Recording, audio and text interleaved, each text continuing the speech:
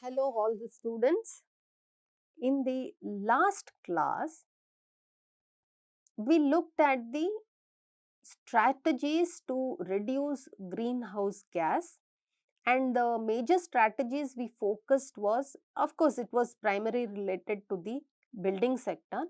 We looked at various strategies to reduce the embodied carbon without actually getting into the definition or knowing embodied carbon, with the basic understanding that reduced embodied carbon products means reducing emission of GHG gases. We saw those strategies. Now we need to look at the policies and regulations and initiatives by the government of India. So, what are we as a country? What is our role? What is our stand on how we would like to reduce GHG emissions? So, the National Action Plan on Climate Change (NEPCC), it's a comprehensive strategy and it comprises of 8 missions formulated to tackle climate change issues and foster sustainable development in India. Notably, the National Mission on Sustainable Habitat (NMSH), it focuses on the built environment and urban areas. The mission aims to encourage sustainable and eco-friendly practices within the habitat and building sector to mitigate the impact of climate change. Now, that is one of its key roles. This mission will always want to push for not only sustainable, I mean, when I say sustainable and green friendly practices in the building sector, it's not related only to choice of building material. It is related to choice of building material, construction technology, and the method in which that construction happens. Key objectives of NMSH encompasses the development of very high habitat standards which are sustainable and promotion of energy with emphasis on green energy. The extension of the ECBC. What is ECBC? Energy Conservation Building Code is a code which is brought out by the Government of India. Now, as of now, that code is voluntary. It is not mandatory, but the move has been made. We have various energy conservation building codes for various typologies of buildings. For example, it's called as Eco Nivas Samhita. ECBC code for residences is called as Eco Nivas Samhita. Through these initiatives, the NMSH under NEPCC strives to enhance environmental sustainability and resilience in India's urban infrastructure. Now, if you look at the various missions or various national missions on sustainable habitat, you can see that India is laying a lot of focus on National Solar Mission. So, there are various schemes under National Solar Mission, and explaining each of this is going to take a long time. But please be aware that there is a National Solar Mission under which you have the scheme ranges from very small to very large scale of use of solar energy. National Mission on Sustainable Habitat, we have NMSH, which we are already seeing, and that is what we will be focusing more on. I am just mentioning the other schemes because NMSH is directly related to sustainable housing habitat and sustainable housing standards. We have the National Mission on Sustaining the Himalayan Ecosystem. The Himalayan ecosystem is a very sensitive ecosystem. You all would be noticing the impact of climate change on this in the recent years, but there is a separate mission on this. There is a National Mission for Enhanced Energy Efficiency. This is somehow indirectly and in a way directly related to the building sector. This is not necessarily directly only for buildings, but it is also related to contraptions. You have the national water mission, which is also being taken in a big way. The way in which water conservation is to happen and the way villages have to be given water. National mission on strategic knowledge for climate change. Yes, what can be controlled, only that which can be measured can be controlled, and therefore national mission on strategic knowledge for climate change becomes important. You have the national mission for a green India and national mission on sustainable agriculture. Out of this, what is important to us in terms of policy, regulation and initiative of the government of India is the national mission on sustainable habitat. Now, this is regulated by the Ministry of Housing and Urban Affairs, and it focuses mainly, the targets are on development of sustainable habitat standards and promoting energy efficiency as a core component of urban planning by extending the existing ECBC, which is Energy Conservation Building Code. There are other important policies and initiatives of the Government of India, and the India's National Determined Contribution, NDC, it delineates its commitment to combat climate change. Noteworthy elements which comprise reducing the emissions intensity of GDP by 33 to 35% from 2005 levels by 2030. So, we need to reduce our emission intensity of GDP by at least 33%, minimum 33% by the time we reach 2030 with respect to what we were emitting in 2005, elevating the non-fossil energy capacity to 40%. So, we have to increase our non-fossil, meaning where we are not using coal as a source of electricity production, which means almost more or less like a green energy, to 40% we have to increase. Establishing a carbon sink of 2.5 to 3 billion tons of carbon dioxide. Now, how do you have a carbon sink? What is a carbon sink? Carbon sink is nothing but, suppose you have a room and the room is very warm. What do? You have an air conditioner. What is the air conditioner doing? It is just taking away the heat inside and throwing it out. In this process, it makes the indoors cool and the outdoor becomes warm, and therefore the outside acts as a heat sink. How do you ensure that we increase the heat sink? That is carbon heat sink. Now we are coming to carbon. So, how do you increase the carbon heat sink? It is through afforestation. We need to have more forests. We need to grow more plants. So, it's been taken at a rapid pace. India's NDC demonstrates a well-balanced approach, and it acknowledges the importance of sustainable development while actively participating in global climate mitigation endeavors. So, the National Determined Contribution, NDC, is extremely pro sustainable development. Now, if we look at the goals, I have taken only the goals which are directly related to building industry and architecture. If you look at India's National Determined Contribution Goal 3, it aims to reduce, or it desires to reduce the emission intensity of its GDP by 33 to 35%. So, this has to happen. Now, we also have to achieve about 40% cumulative electric power installed capacity from non-fossil fuel based energy sources. So, what all are the ways in which we can do it?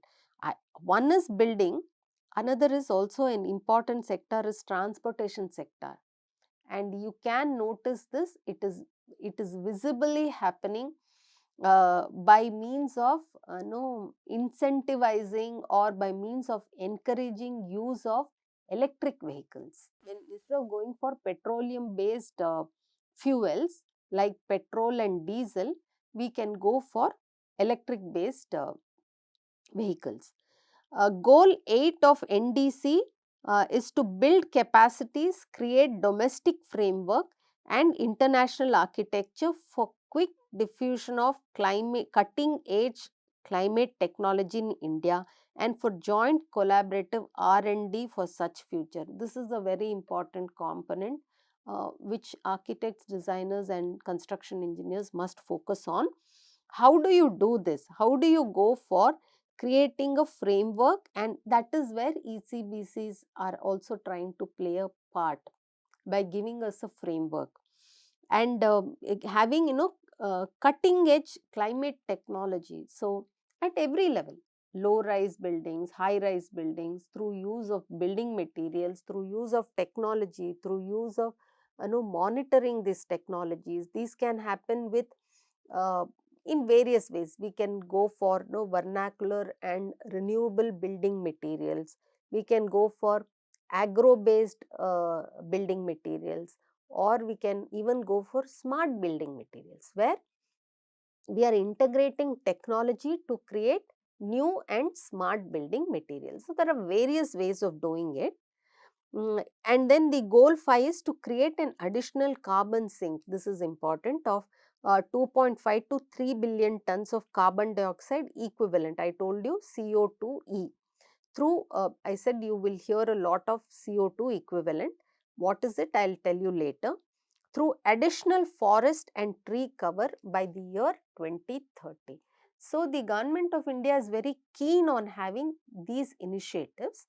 Apart from this, the challenges in greening the building industry include retrofitting existing infrastructure with older technologies and facing hurdles due to constraints. So there are challenges because the technology that is existing is old and you need to retrofit it and upgrade it, which is not a small thing. The upfront costs of implementing these sustainable practices can be a barrier, especially in a developing country with many areas which are still many regions which are still underdeveloped. There is limited awareness and understanding among stakeholders. So there is the builders. The first one are the builders, the designers, consumers. There has to be a lot of awareness of the importance of reducing GHGs. Not because what happens is most of these technologies are also associated with cost. So it's not about reducing cost. It's just that when you apply certain technologies along with GHG, the cost can also either increase or decrease. Only awareness on the part of the client and all the stakeholders is going to kind of propel the idea that we have to aim at reduced GHGs. And then there are lax regulatory frameworks in certain regions which hinder the adoption of green practices. So if you actually see most of the rules that are, or I can't say rules, most of the framework are not mandatory. So they are only voluntary. So that is, and that gives a very lax attitude to many people. And additionally, challenges in the supply chain such as availability and affordability of sustainable materials. When I said smart materials some time back, smart materials can become expensive also. If you look at smart technology, they become expensive in the overall construction of the building in the initial stage. So all these contribute to complexities of transitioning to a more environmentally friendly building practices. Environmentally building practices meaning which ultimately lead to less GHG emissions. So these are all the reasons why there is a why the propelling of reduction in GHG and adoption of green building practices at every level. That is not happening at a pace it should happen. So, this slide shows the crux of all this. So, strategies of CO2 emissions in the building sector. First is we should have good standards and policies. We have excellent standards and policies, some of which are climate responsive and climate sensitive also. But the thing is, these are so far not mandatory, and therefore when people have a choice and they choose the other option, then all these standards and policies, they fail to give the reach the aim or the goal. Then adopting low carbon technology, yes, that is another important strategy which we can adopt. And how do we adopt low carbon strategy will form the basis of the forthcoming classes. There is a restriction, there should be a restriction of energy utilization. Restricting it mandatorily may or may not be a sustainable option. Rather, it will not be a sustainable option. Though certain states had followed this policy, when there was shortage of power, certain states went in for a mandatory power cut. But that wouldn't be sustainable because it has its own repercussions and impact. The manufacturing industry gets affected, people become very unhappy, to be sitting in uncomfortable environment because active use of energy is reduced. Active use of energy which facilitates indoor thermal comforts get reduced. Then next is impact assessment of building process and material. So it is very important for us to assess the impact of the building materials that you use and the building process that you use, which means inventory is very important. And that is because, as I said, what can be measured can only be monitored. So, if you want to bring in a change in a certain thing, you need to know what you have in hand, and therefore you need to have a impact assessment of what building materials you are using. What does that comprise of? What would be its impact on GHG?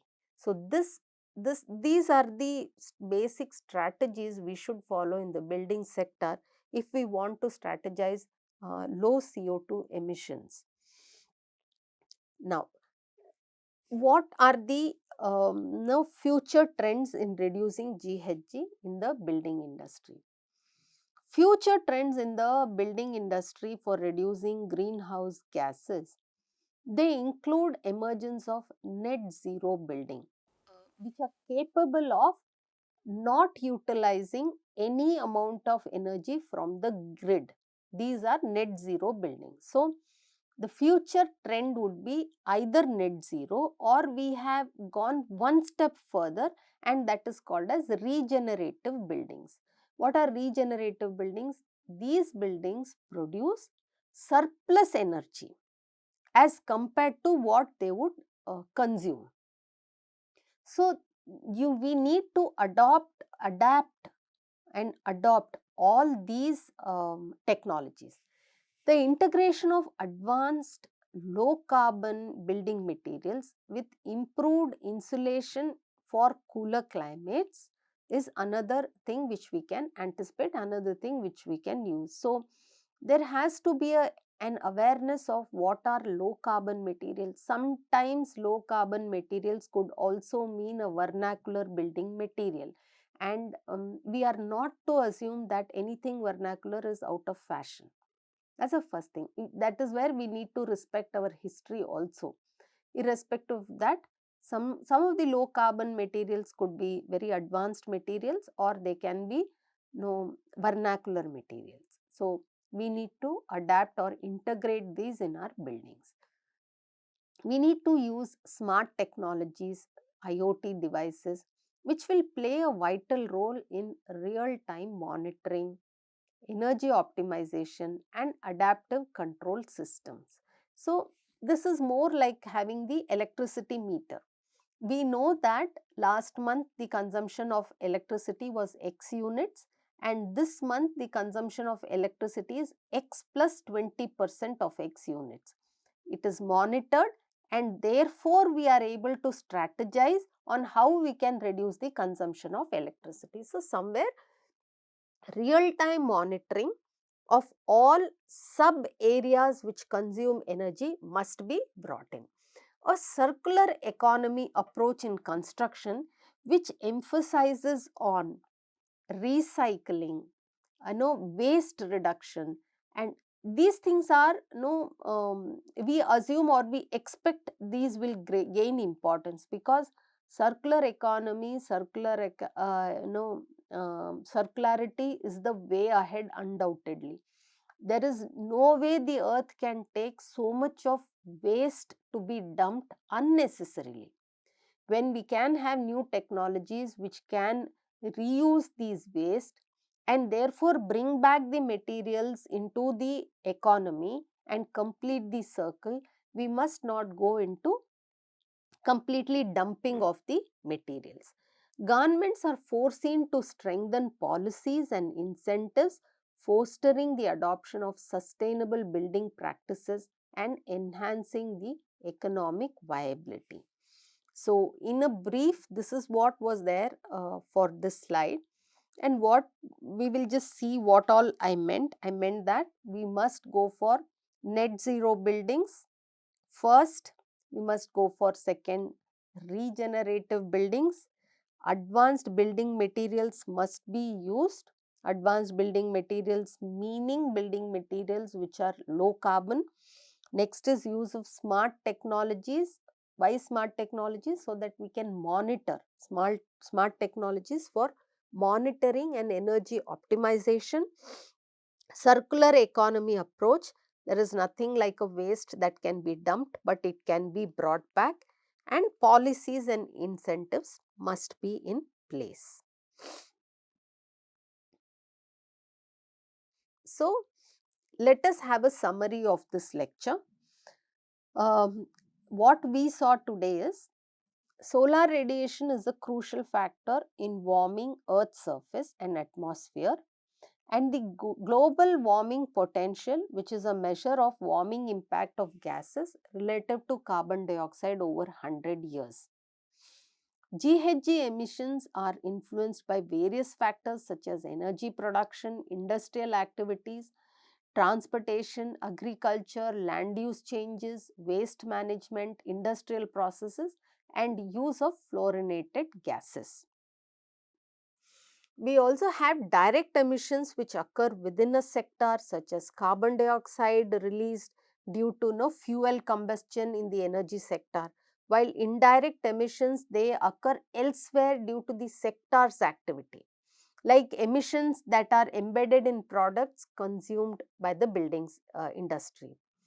Globally, electricity and heat production contributes to 25% of greenhouse gas emissions, with the building sector being the highest indirect contributor at 12%.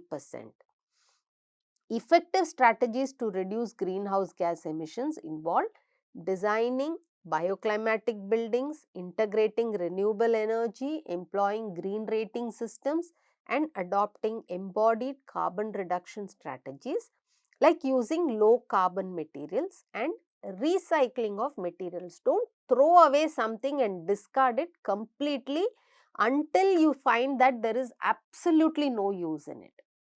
And I think our ancestors have been very, very correct in what they were doing. Say, for example, with a waste piece of cloth. You know what happens to a good shirt or a good sari. Until it becomes a mop, it is never discarded. It goes, it becomes a hand-me-down to several people, and then it ends up becoming a mop.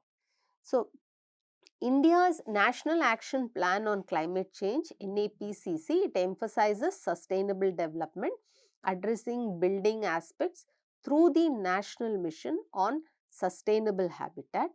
India's National Determined Contribution, NDC, it commits to reducing GDP emissions intensity and increasing non-fossil energy capacity. However, the building industry faces a lot of challenges because we need to focus on retrofitting the existing infrastructure. The initial costs are very high. The awareness is limited. That's the most important thing. What can be done? Only what you want can be done. When will you want? When you are aware of certain things. There is limited awareness, regulatory inconsistencies, and supply chain challenges. The future trends should include the development of net zero buildings, advanced materials, smart technologies, circular economy practices, and the strengthening of policies and incentives. This is the way forward, or rather, this is also the summary. So, I will see you in the next segment with another fresh subtopic, which will kind of create more awareness or add to our existing knowledge of what is embodied carbon and operational carbon.